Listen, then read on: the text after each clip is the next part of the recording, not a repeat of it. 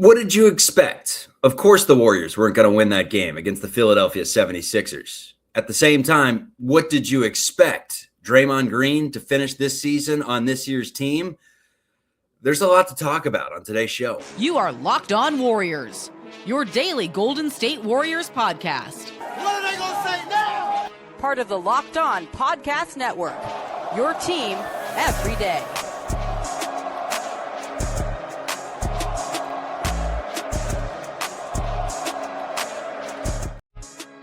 It's the morning after. Welcome into Locked On Warriors following a Golden State 113-94 loss to the Philadelphia 76ers at Chase Center. We're breaking that down. NBA trade deadline. Big swings have already happened from other NBA franchises. Nothing, not a peep from the Golden State Warriors. Today's episode is brought to you by our friends over at Game Time. Download the Game Time app, create an account, use code LOCKEDON for $20 off your first purchase. My name's Charlie Walter, Matt Kolsky, the co-host today. All right, let's get into it. Let's spend some time, not too much time, on the loss to Philly, a 19-point loss at home in a game where really the only reason it was close for a stretch there in the second quarter was because of the Warriors' energy and their defensive intensity and really effort. But when it came to talent alone, like you looked up and down the box score, you asked me, Kolsky, how many Sixers would you pick in a pickup game before you got to a Warrior? And I think the answer was 3 or 4, and they didn't have Embiid or George. Yeah, that was a non-NBA talent level roster that the Warriors rolled out last night, and it crystallized really two things for me more than anything. Nothing about anyone who was on the floor, but two things. We can talk about the box score if you want. It's one of the most hideous things you'll ever see. But the two things that it really drove home for me are, one, this sort of game might make me appreciate Steph Curry even more than the games where he goes for 50, because that's what he's playing with. I mean, we talked about who's the best player available for the Warriors last night. I think your choices are Draymond Green, DeAnthony Melton, Al Horford, maybe Moses Moody. And if I told you at the beginning of the season that an NBA team had one of those guys as their best player, you would ask me like what natural disaster they suffered, because that's not possible. Nobody would do that. It's insane. None of those guys, no NBA team that respected itself would go into the season with one of those guys as their third best player. So it's a problem. This roster is bad right now. And related to that, but somewhat separate, I think a game like that drives home why you do everything you possibly can, including Draymond Green and every possible draft pick out the door, to get a player like Giannis Antetokounmpo. And I would argue you would do that much to get a player like Lauri Markkanen on this team. Because anything anyone has to say about a post-Steph Curry future for this franchise is meaningless. There is nothing here that should influence any decision-making in terms of what's going to be here after Steph is gone. Let me step in, because Lauri Markkanen, that's a name that pertains obviously to the Utah Jazz, trading with them. They kind of doubled down on where they're at as a franchise. They brought in Jaren Jackson Jr., sent out Walter Clayton, Kyle Anderson, and some picks. So unless there's something we don't know, it seems like the Jazz are gearing up for next year when Kessler's back. They added in another defensive player, and they think they can compete. So I don't think Lowry is even a name that we should. Can you play those three guys together? Lauri Markkanen, Jaren Jackson Jr., and Walker Kessler? I'm not sure you can. So I don't know that the door is as closed on Markkanen as everyone seems to be saying, but the name isn't really the point, right? The name of the next 2 days, obviously, is Giannis. The name of the summer could be Markkanen, could be Giannis, could be anybody, because it's the NBA. Right now, this Warriors team with Jimmy Butler out, there's no way to make it good enough to make a playoff run this season. I just don't think that's possible. Giannis? Even with Giannis, I mean, he's not healthy right now, you know? That's kind of important. So, like, even with Giannis, I think now, look, is it possible by the end of the season, if they add Giannis, if they get fully healthy, heading into a playoff series with Giannis and Steph, sure, I'd give them a chance. But, like, I don't think it's about this year anymore now that Butler is hurt. But if you can make a deal to acquire a great player in Giannis, you do it for sure. And otherwise, I think I'm waiting for the summer if I'm the Warriors. Not because my chances of Giannis go up, because I think they would go down, but the chances of some other trade materializing with Kuminga and draft picks goes way, way, way up. Who knows who the next star to become dissatisfied in their current situation is? It happens just about every year. And could you trade Kuminga now and, Brandon Pajemski and Moses Moody and some contracts for minor upgrades? Maybe. But if that burns what you would use to make a major upgrade in the offseason, then I don't think it's worth it, because I don't think anything's happening this year. Kolsky is a Chicago native. They made some deals bringing in Anthony Simons, trading out Nikola Vucevic to the Boston Celtics. So you look at that team now that has Giddey, that has Ayo, that has Anthony Simons, that has, name the guards that they have on that team. They're looking to trade one of those guys. Kobe White could be a name. Anyone from Chicago makes sense. You look at the Clippers now, what they did, trading out James Harden, bringing in Darius Garland. The Cavs now that they have Harden. Anyone on that team that makes sense? I'm just going around the league seeing if there's anyone that the Warriors would want to do business with in the next 48 hours that has been affected by these trades. I think DeAndre Hunter was the most interesting Cav for the Warriors, unless one of the big guys is available. Obviously, if Jarrett Allen or Evan Mobley was available, that would be very interesting for the Warriors. I don't know that they are. Maybe Allen, Mobley. That's a hard no. Yeah. I don't know. Like, here's the problem. And they say Allen's soft. Those fans. Whatever. That guy, he's 7 feet tall. He'd be the Warriors' best defensive presence in terms of rim protection, and he would be. He obviously the Warriors would improve by adding a Jarrett Allen. They need a center, for God's sakes. But would I move 2 first-round draft picks and Jonathan Kuminga and whatever else for Jarrett Allen and then not be able to do much more? I don't know. I'm not sure that I would.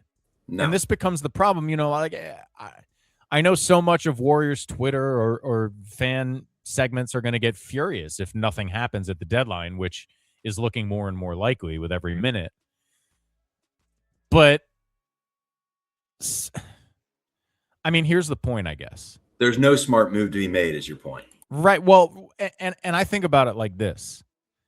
If they had traded Kuminga let's do it this way. Let's say on the day he became eligible, they had traded Kuminga and 3 first-rounders for Trey Murphy. Now they would not be in the Giannis discussion. So would that have been worth it? I don't know. Obviously, if you don't get Giannis, you'd say, yeah, it would have been better to have Trey Murphy on the team than to be in a discussion that goes nowhere.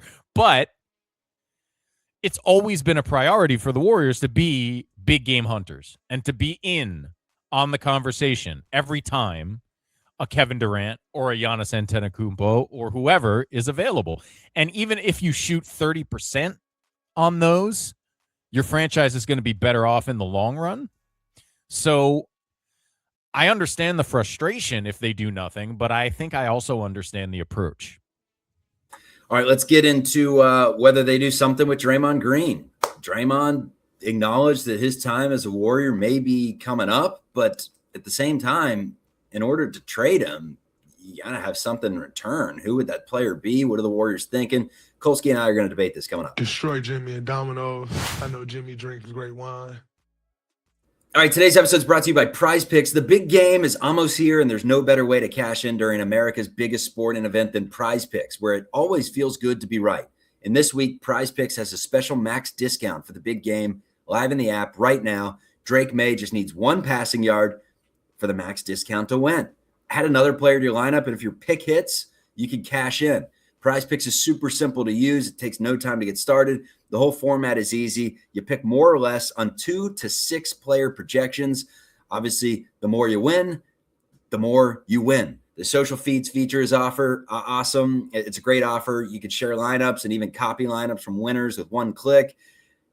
Fade picks, follow picks from Prize Picks partners. It's all right there. Download the Prize Picks app today. Use code LOCKEDONNBA to get $50 in lineups after you play your first $5 lineup. That's code LOCKEDONNBA to get $50 in lineups after you play your first $5 lineup. Prize Picks, it's good to be right. Forget that. We champs. Why are you starting with that question? We got 4 championships.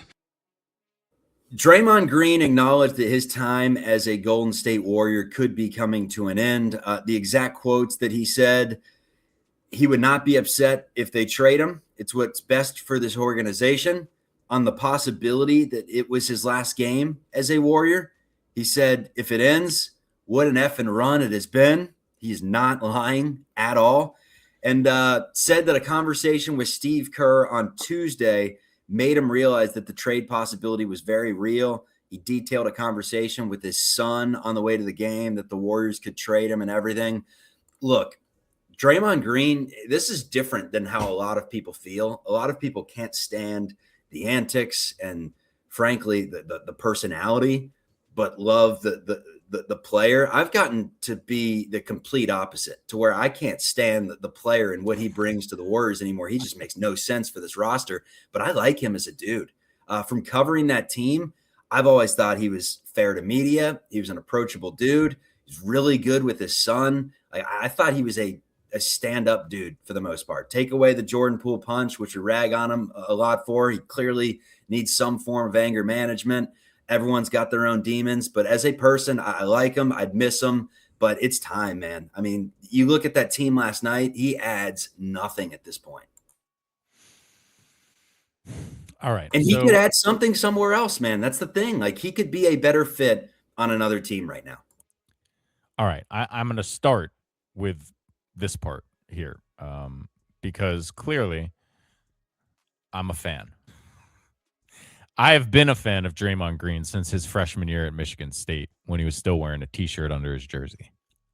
And what I've watched over that time is, look, no one is going to argue that Draymond Green is perfect, least of all Draymond Green. But what I've seen is a guy who has grown and developed and improved in so many different areas. And sure, there's some frustrating things that maybe haven't changed all that much, but what a fascinating human being and fascinating career.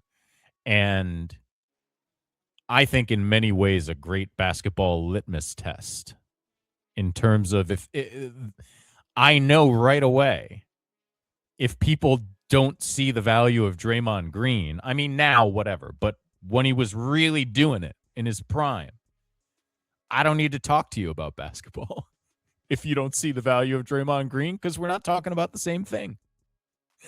And his attitude on and off the floor, again, flawed, but something I deeply identify with and respect. And I have, Steph is Steph, but it's been probably the greatest joy and honor of my particular career in this idiotic business to get to follow Draymond Green. He is in the argument for my favorite basketball players of all time. I say all that to say, you're right.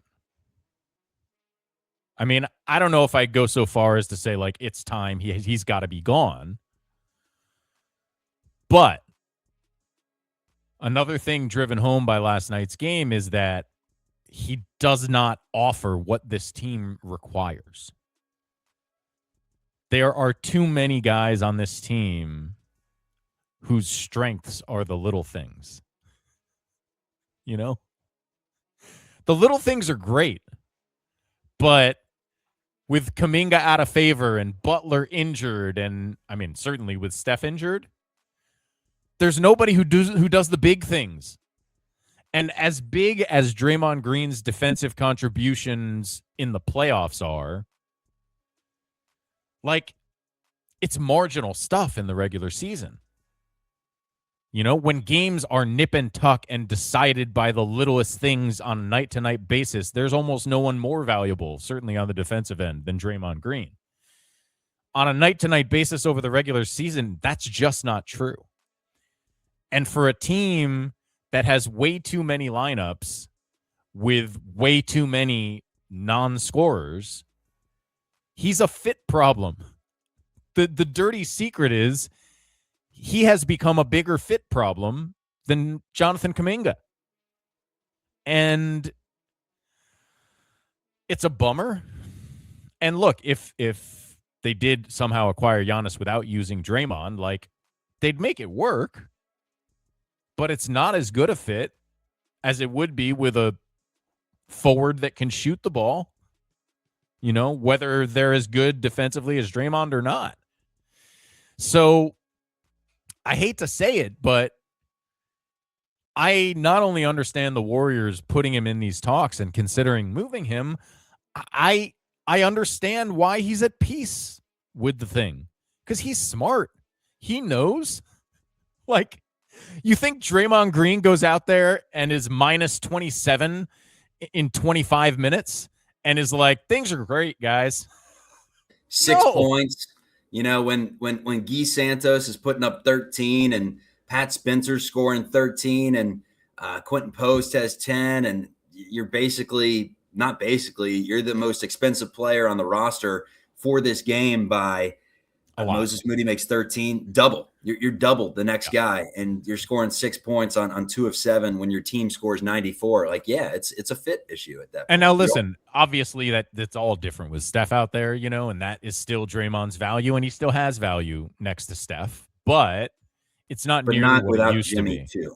It's not what it used to be, and because of their lack of scoring, even with Jimmy, he's not as much. I mean, he used to basically be a cheat code. There was so much talent around and scoring ability on the roster that, like, it didn't matter that he wasn't going to score a bunch, because the way he helped other guys score and the way he cranked up the defense more than made up for it. I think Gordon Hayward said it best when I had him on this show, is what made the Warriors so special was Draymond. I mean, not solely Draymond, but a lot of it was Draymond, to where you could play him at the 5.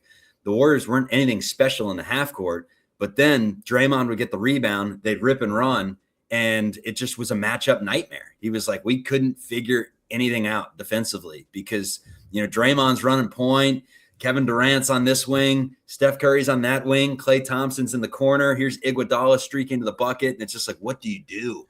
And even before KD, it was Draymond and Iguodala that made that whole – they were the engine of that entire offensive system. And yeah, Steph and Klay were the guys who got to make the highlight plays. But none of it worked without Draymond and Iguodala. So, yeah, it's not to diminish his value or his legacy with this team in any way. He is every bit the Hall of Fame champion that he will tell you he is.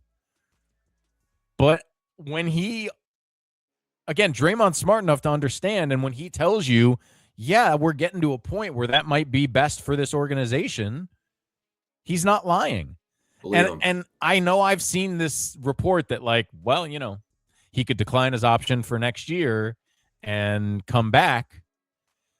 And I wouldn't put that out of the realm of possibility, but it would require him, I think, signing a minimum contract and throwing $20+ million away. And I don't know that he would do that, and I don't know that it's fair to expect or ask him to do that. So, you know, I think the possibility of Draymond's last game with the Warriors, whether it's already been played or whether it gets played at the end of the season, is more real than it's ever been. And in fact, odds are his last Warriors game will be within the next few months. All right, throw up some contracts, Kolsky, of guys that are making around what Draymond Green makes, or, whether it's the 2-for-1 special. If Draymond Green is traded, then obviously the Warriors have to get something in return. Who could those pieces or that piece be? That's what we're going to debate coming up on Locked On Warriors. One final Giannis watch. It's all straight ahead on the program. And most importantly, he a dog. We need more dogs. Today's episode is brought to you by Game Time. There's nothing like being in an NBA arena, the crowd, the energy, the moment. Getting tickets, though, that part hasn't always been so simple. That's why Game Time has become the go-to app for scoring tickets fast, without the hassle. It puts the advantage back where it belongs. That's with the fans. You pull up the Game Time app, you pick an upcoming NBA game, you have the tickets locked in within minutes because you get all the prices up front. There's no surprise fees at checkout. Panoramic 360-degree view from your seat. Zone deals that give you the section. Game Time picks the seats and you save. Last-minute options. Everything's very quick. So take the guesswork out of buying NBA tickets with Game Time. Download the Game Time app. Create an account. Use code LOCKEDON for $20 off your first purchase. That's code LOCKEDON for $20 off. Download the Game Time app today. And remember, it's gametime.co, not .com. Today's episode is also brought to you by our friends over at BetterHelp. February can be a lot. Flowers, candy, stuffed animals, so much talk about relationships and love. It can almost feel like everyone has their life together, but sometimes not you. Here's the truth. Whether you're married, dating, single, or just focusing on yourself, most people are still figuring it out. And no matter where you are in your romantic journey or your life, therapy can help you find your way, can help you clear on what you want, what feels heavy, and take some pressure off yourself. You don't have the perfect relationship. I promise you that. Therapy can really focus on, the black coffee theory, where sometimes you focusing on something that you don't want in your life becomes what you get in your life, whatever. Therapy is definitely good for you. And BetterHelp has licensed therapists in the U.S., and they do initial matching work for you so you can focus on your goals. If you want to switch therapists, though, you can do that at any time at no extra cost. Sign up and get 10% off at betterhelp.com/lockedonnba. That is BETTERHELP.com/lockedonnba. All right, so we posed the question, Kolsky. You see some of these trades that have happened around the NBA with Jaren Jackson heading to Utah. That would have been a name that I would have liked to have gotten in the sandbox with and made some deals. Not James Harden. That one did not make sense for the Warriors. I don't know if it makes sense for the Cavs, but I guess their logic is we don't really need Garland at this point. So let's run out Jalen Tyson more minutes and test our luck with a ball stopping guy that can drop 30 points on a given night. For the Warriors, though, forget the player. What's the fit right now? Do you want someone that can go out and, to me, I just want someone that can play both ways. That's what I would use Draymond's contract to give you, even if it's not 17 and 6, even if it's just a 9.6 rebound kind of guy that is still young and can maybe give you 15, 20 on his best days. Someone that can give you both, because you need defense. At the same time, you need someone that can keep you honest. Yeah, I think that's all fair. I mean, I've been saying a two-way wing is the need for this team for a long time. You're not going to get an elite two-way wing for Draymond Green, but you could probably get someone who can do a little bit of both instead of. And you're not going to add the picks, you wouldn't think, if you're still on Giannis watch. So no, and I don't. To be clear, I don't expect Draymond to be traded at the deadline unless it's for Giannis. That's an expectation. It's not impossible, but I would be surprised if Draymond is traded not for Giannis at this deadline. I would not be surprised if he is traded after the season. Does that mean you believe that it would be Draymond and Kuminga and Pods and not Jimmy Butler for Giannis? Yeah. And, really? And I think Moody too. And all the picks. I think it'd be everything. Because you have to motivate the Bucks to do it now rather than wait for the summer when other teams will have more to offer. And there may be additional teams that get into the bidding. I've said all along, the biggest concern from a bidding standpoint for me is that one of the teams that currently thinks it's too good to trade for Giannis will have a rude awakening in the playoffs and When decide they they lose want 4-1. in. Yep. Exactly. When they lose 4-1 second round and they're like, hey, maybe we do need some more help around Whether Wemby. it's the Spurs or the Rockets or, one of the teams with a more enticing package of young players and picks. Although I'm not sure those teams' picks would be as enticing as the Warriors' picks. So it kind I of think depends. the Spurs have swaps in there, though, to Right. where they're not their own picks. And Atlanta has a pick that, is likely to be top odds in the lottery. And you'll know exactly where it lands in the offseason instead of just being theoretical. Anyway, there's a lot of reasons why it gets tougher for the Warriors to complete a Giannis deal in the offseason. But I do think even if they're keeping Butler in any respect, to survive that first couple months of next year, they've got to add offense to this team. So I would not rule out a Draymond Green trade in the offseason as well if they do sort of keep their powder dry at the trade deadline. All that being said, I don't know that for sure. So if I'm thinking about where does Draymond Green have value at the deadline, I think it has to be a team that thinks it needs two things: help on defense and veteran championship proven leadership. You know what that team is. I have a couple of ideas. Who's the one that jumps to your mind?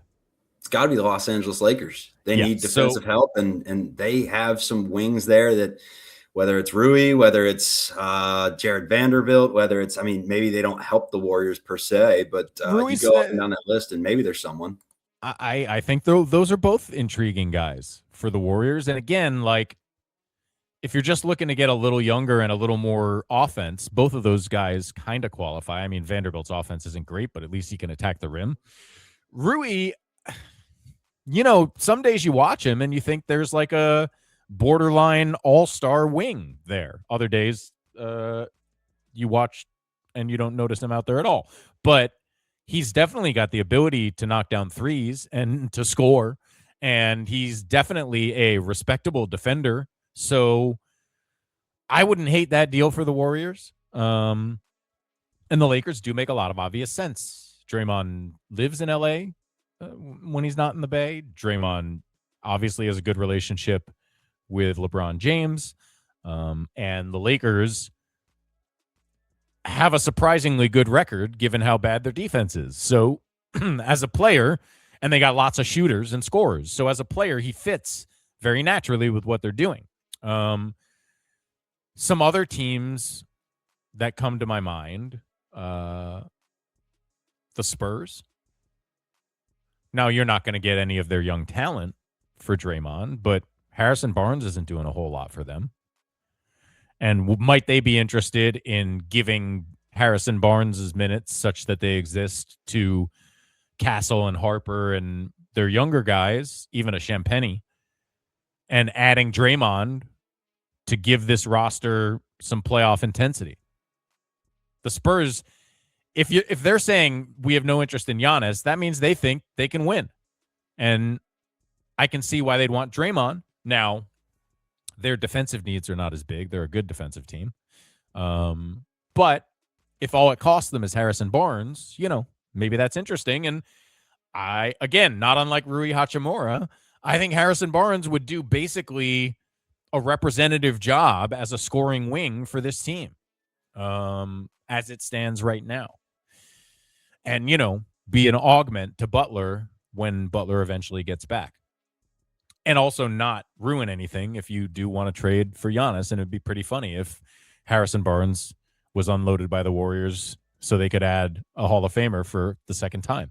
And then I'm looking at the teams at the top of the standings, right? The Knicks, the Celtics. The Celtics are in a weird spot. It probably depends on the Tatum thing. And again, you're not getting exciting stuff in any of these trades. But is there someone down the Celtics bench where you could add up a couple of contracts that would make sense? That one's a little tougher. The Knicks, I don't know. Would they prefer Draymond to Mitchell Robinson right now? The Warriors could get a legitimate rim defending center if he's ever healthy. That's the kind of stuff I would think about, because one thing we can say for sure is that a team that's not interested in contending is not going to be interested in Draymond Green. So it's a pretty short list. And even among those, you're not going to get a lot in return. Not right now. All right, we'll be on Giannis watch for the next, at this point, 48 hours? When it breaks, we're going to be breaking it's with like you. 24 now. I'm going to be hopping on a plane here soon. So if it does break, Kolsky, I know you're not supposed to do the show solo, but you just break protocol, hop on. I'll get with Nick Angstead, the channel manager, David Locke, and let them know Kolsky's good for it. He's done plenty of radio over his years at 95.7 and KMBR. I think he can handle the YouTube stream, but we obviously got to get this out. We got to get it out to the faithful. I got to ask you this, though, Kolsky, before we wrap up today, because Draymond has all but given his goodbyes. He's a tell it how it is kind of guy. That really felt like, to me, this is happening, and I just want everyone to know that I'm okay with it. And, you'll hear me again on my podcast. Do you think there's any chance that come the 6th of February, Draymond Green's still on this team? Because I thought that was a clear indicator that they've said, buckle up, Draymond, and, pack the bags. It's we're finding a way to bring in someone that fits more than you right now. I say with the greatest of respect, because it's a trait I share with him amongst all of his many great qualities. Draymond Green is also dramatic. And I think there's at least a 50% chance he's still on the team. We've probably heard this before. Yeah, but I will say this. I think he was being sincere in as much as there's a 100% chance that, given the opportunity to acquire Giannis, the Warriors would trade Draymond. So the question is not whether they're willing to trade him at this point. It's whether Giannis is actually available at the deadline. Any final thoughts for me on the way out the door? Like I said, I obviously understand the pursuit of Giannis.